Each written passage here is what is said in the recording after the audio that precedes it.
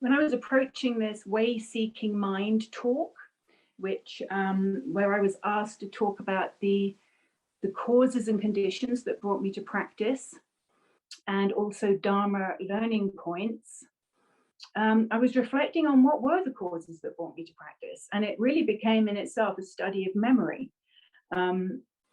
retracing kind of a past story. And I noticed again how memories form this, which memories I choose form this identity called Tania, you know.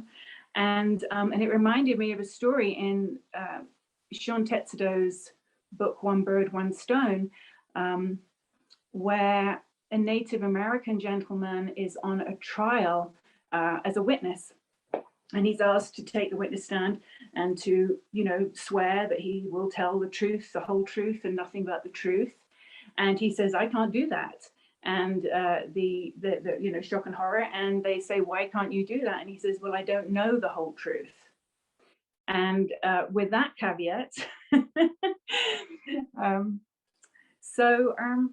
you know, I grew up in England.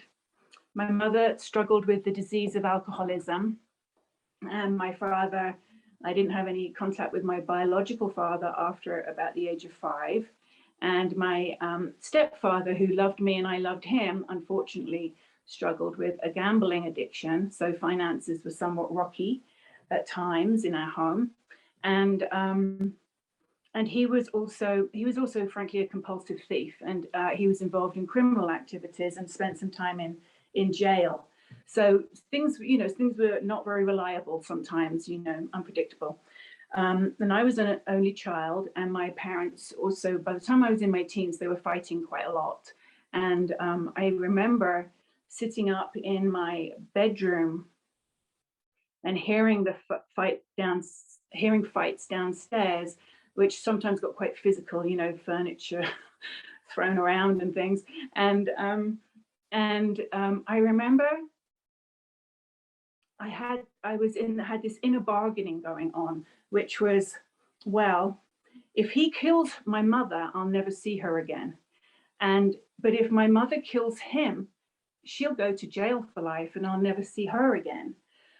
So I kind of was on this, tormenting myself with this unwinnable, you know, fantasy, this imagined predicament. And as I was, so I remember that I would start watching the second hands of the, you know, an old fashioned analog clock where you actually have a second hand that goes around, and focusing all my attention on that second hand of the clock, just literally being completely absorbed, watching it go around, one tick, tick, tick, tick at a time. And as I did that and became just so absorbed in the tick, tick, tick of the clock, the noise of the fighting downstairs kind of fell away more in the background. I wasn't hearing it so much. And also my anxiety lessened, kind of, you know, just lessened a little. And, you know, years later, I realized that this was a form of kind of concentration meditation that I just did, that I hadn't even heard the word meditation, but that I just did naturally, like I think a lot of us do, find ourselves at times just naturally, there's this innate sense of what to do kind of thing that took over. I think it was completely instinctive, a kind of survival, natural, innate thing. Of course, it was not a one-note childhood. My mother also introduced me to awe and wonder, the beauty of the natural world. She was very funny. But I left home in my last year of high school. I was already supporting myself, and really I merged into young adulthood really quite broken. I was pretty tough on the outside. You wouldn't know. I covered well. I had also been sexually abused a number of times when I was like 5 or 6 years old, not by a family member. But all in all, it kind of, and I'd never told anybody. I never told anyone about that. But adding it all up, I was kind of very tough on the outside, but quite broken inside, quite lost. And it was very brittle kind of toughness, alone and afraid and carrying a lot of sadness, I think. And a part of me was seeking, but I didn't know what I was seeking for, and I didn't know where to look for it. And we weren't a religious household at all. but I kind of always spoke to Jesus when I was a child. And I remember asking my mother to take me to church when I was about 5 years old. And I kind of badgered her enough that finally she gave in and took me to church. It was this very modern, trendy church, you know. And I just remember going in there and being so disappointed because I knew there was nothing in this particular church. There was nothing happening there. It was not alive. This was dead. I don't know what I expected, but I certainly didn't get it. So it's like, okay, the answer isn't in church. And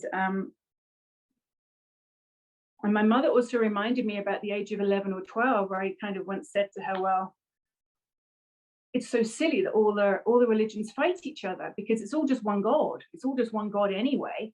And so what are they fighting over? It's all the same God. And I don't know where I got that from. I must have heard something at school or read something somewhere from a teacher or something. But obviously there was a sense of seeking and asking questions. And I always had a very strong sense that there was something more than just this material, physical, this busyness and stuff of the world. You know, there was something more there. And I had absolutely no idea how to get to it, because the church as an institution in England is just a very polite place where, you know, the vicar is actually too polite to even mention God, you know, when he comes around for a cup of tea. I mean, that would be quite embarrassing to talk about God. So it was this very polite kind of society. So I had no idea where to go. And as a young adult, I was kind of quite controlling and quite bossy. And, you know, I can see I was trying to manage things so that I was not in a position again of chaos, trying to keep everything, you know, safe and okay, I know what all's happening everywhere. I attempted suicide twice, which is hard for me to say. It's not something I've talked about before.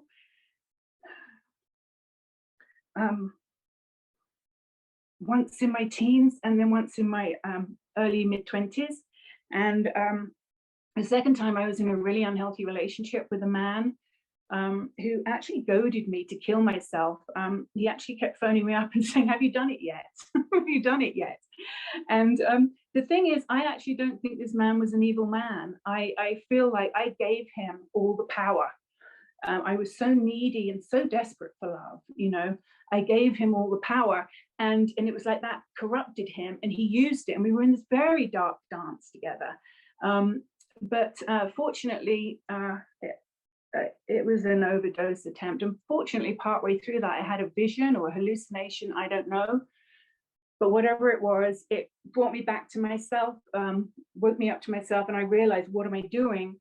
I kind of broke the trance. And I stopped and I got help, and I never actually saw that man again. But around that time, I was in a library one day, and as I was walking along the bookshelves, a book fell out right in front of me. And it was a very small, quiet library in a small corner of South London where I lived. And this book just, I say fell out, but it didn't kind of like tumble gently like this. It kind of propelled itself out, flew out, and landed at my feet. And it was so vigorous that I actually assumed that somebody was on the other side of the stack and they pushed something, and, you know, the book had flown out, and I looked, nobody there. And so I thought, well, what's the book? So I picked the book up, and it was a book called Women Who Love Too Much, When You Keep Wishing and Hoping They'll Change. And I looked at this and I thought, well, you know, I may have been a bit lost there, but I was also a feminist, and I was also an active feminist. And the idea of walking out from the library with this book with this sappy title was mortifying, you know. It's like, I can't borrow that. But also, it's like, how often does a book actually fly out and land at your feet in the library? So I just thought, okay, I'll take this book. And I'm just so grateful that I did, because actually the book was about codependency, a word I'd also never heard of before. And I immediately recognized myself in the condition it described, of codependency. But the real revelation was that codependency is very typically comes out of certain conditions in the family of origin, especially if there are addictions in the family and other kind of elements going on. And it was just so liberating, because for the first time I realized that my suffering was, that my sadness and my lostness was due to conditioning. It was something, this and this happens and this happens and it adds up and you're likely to be like this, right? That this behavior comes out of this conditioning. And so for the first time, honestly, I can't tell you the relief. It was like, it was not just me that was inherently wrong, inherently bad, inherently a mess, inherently unlovable, which is how I felt. It was like, oh, there are these conditions that add up, and if I do certain things, that can change. And later, when I was introduced to the Four Noble Truths, it was a very similar light bulb moment.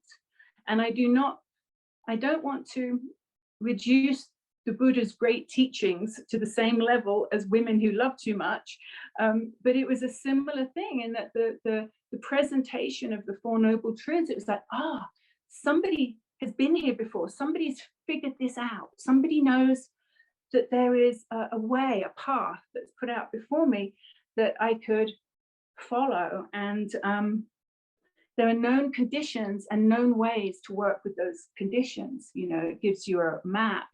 Of course, you know, it takes a lifetime to live into all the subtleties and nuances of the Four Noble Truths, but it was a similar light bulb moment.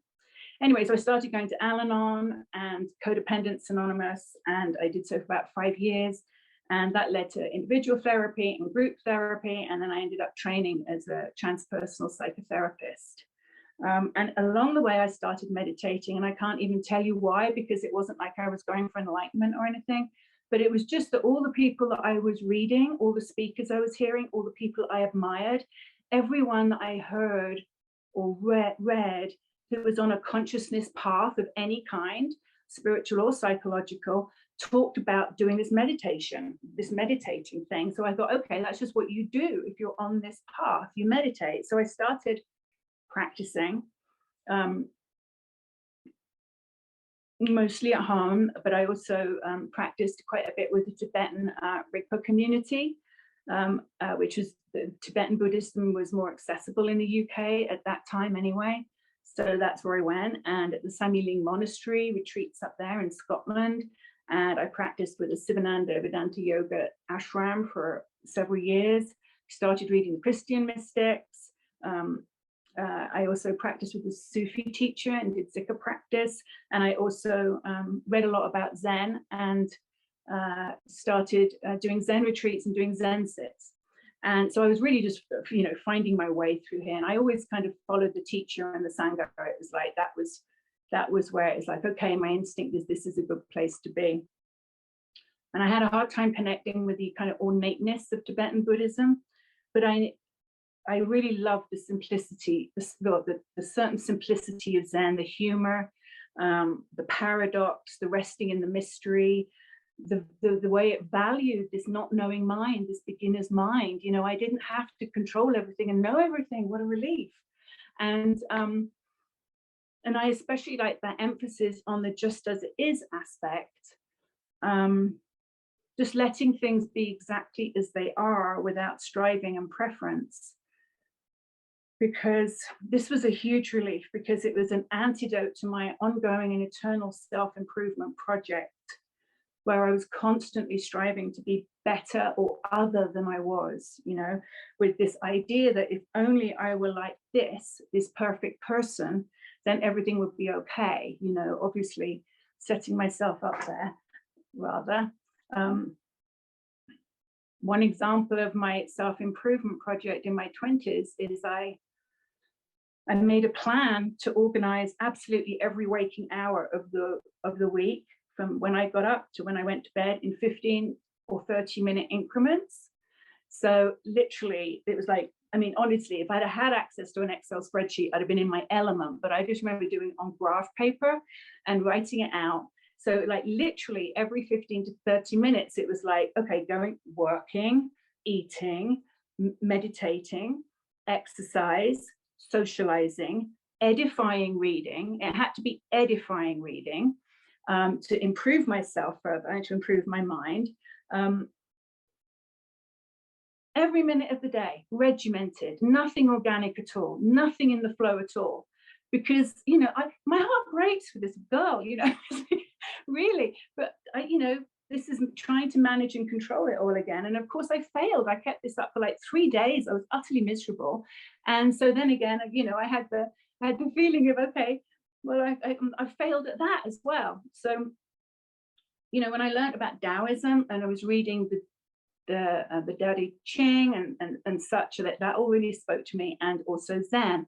And what I really love is that direct experience of Zen, that invitation not to just blindly believe, but to try these things. You know, it's the sense of discovery, this grand experiment with this human life, and how that is just entering into that experiment. You know, that really speaks to me. And this talk title, Way Seeking Mind, I also love that as a title, because of course the very mind that is seeking is the same mind that's getting in the way. And through practice, I see that more clearly. I get in my own way a lot.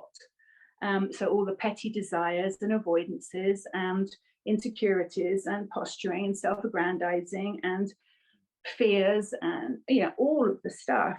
And all of the mind's kind of defense systems that block the way and the flow and block me also just being a more loving person, and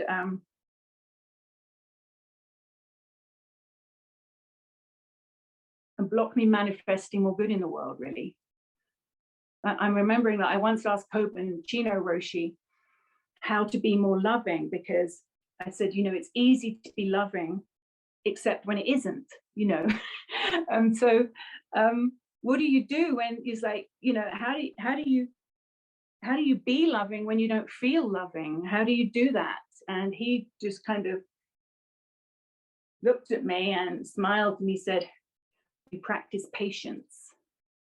And that has always really stayed with me in a situation where I feel like I want to be loving here, but I'm really not feeling very loving. I'm feeling judgy, or I'm irritated or impatient or whatever it is. And it's like, okay, practice patience. And that takes the sting out and feels workable in the moment.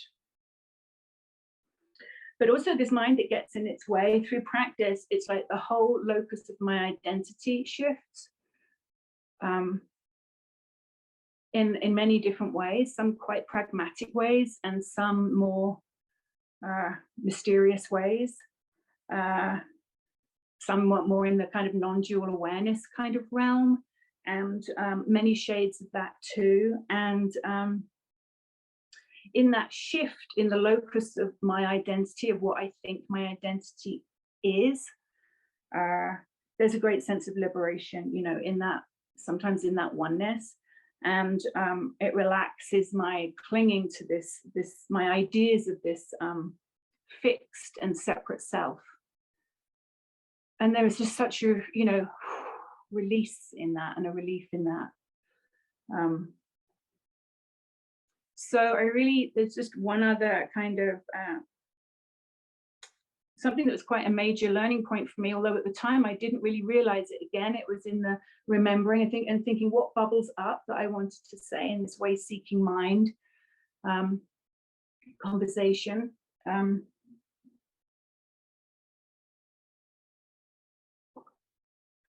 one other thing bubbled up, and the more I kind of sat with it. So in 2005, I was now living in the USA, and I was married to Sean Murphy, who now Tetsudo Sensei. And one day my right leg just basically gave way under me suddenly, and I was in acute pain. I was like on the floor screaming, and I was actually telling Sean to go to the neighbors and borrow a gun and come back and put me down like a horse because I couldn't bear the pain. Thankfully, he didn't obey that wifely instruction. He very rarely does, really. So I was in a lot of pain for a day. Then it went to a chronic condition, and I had chronic pain for at least a year. I couldn't feel part of my foot. I sometimes couldn't walk very easily. And it turned out that there was my hip had sort of kind of misaligned in the hip socket. It kind of pulled out some. And one doctor told me I was going to be in a wheelchair in a few years. But another one that I went to, my wonderful chiropractor, who is an angel of healing, said, no, you're not, it's okay. What you need to learn how to work with your body differently. You need to retrain your body. And then you will probably be fine. And you probably will not be in a wheelchair. You're going to be fine. And it turned out that I'd had this thing since birth, but I'd always been very athletic and strong and a dancer and did a lot of sports and stuff. So I'd always been able to compensate. But now I was around 40, my body wasn't compensating anymore. So this had happened. And one of the things that I was told I was not allowed to do anymore is I was not allowed to sit cross-legged. And I was not allowed to extend the hip out, flex the hip out in any way. So this was a big blow, honestly. It really, because I took, in the Zen communities at that time, people, very rarely did you see people sitting in a chair, unless they were very elderly, or maybe they had a cast on their leg, or they just had a hip replacement operation or something. And there was me, this kind of otherwise robust and vibrant looking kind of 40-ish year old. And it was, so it pressed all my, I'm not a perfect girl, I'm not a good girl buttons, because I was sitting in a chair. So also I was standing out in the crowd, which is, so I felt like an outsider, which has been a big theme in my life. In the Vipassana communities, I actually worked as an assistant for a Vipassana teacher for a while and managed the meditation center for a couple of years.